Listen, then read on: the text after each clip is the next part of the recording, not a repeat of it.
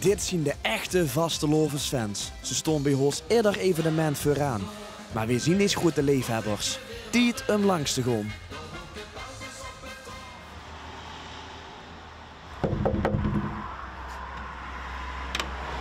Goedemiddag, kom binnen.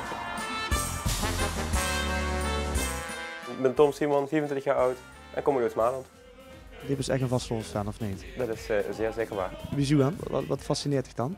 Gewoon het samenzien, het gezelligheid. Artiesten, wat altijd gezellig is. Ja, gewoon gezelligheid met de vrienden. Altijd een lekker glaasje bier erbij.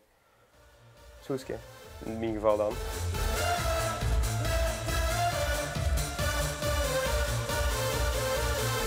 Eigenlijk van iedere artiest wat er is, heb ik gewoon een sjaal. Het is een verzameling geworden en het is eigenlijk een uit de hand gelopen verzameling. Ja, en ook is het helemaal stoppen. Ja, nu kan ik eigenlijk wel met stoppen, maar ik ga gewoon door. Want afgelopen 11 jaar halve finale heb ik de oud-prins van Graas ook erbij gekregen. Is het dan zo als ze dan een keer niet kunt schoon of dat ze niet de beker zien, dat ze dan baals? Dan baal ik echt in de stekker. Dat is echt. Ik heb heel lang moeten zoeken dit jaar naar de eerste halve finale ticket.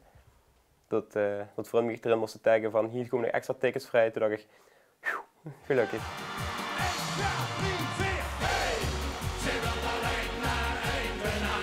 We mogen zien dat Graas ook moest optreden nog tegen.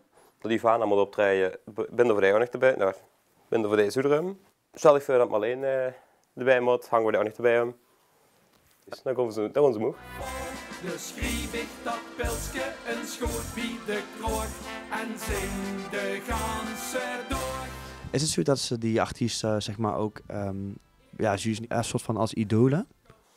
Dus kind het wel zien, ja. Ja, dat is echt mijn hobby, ja.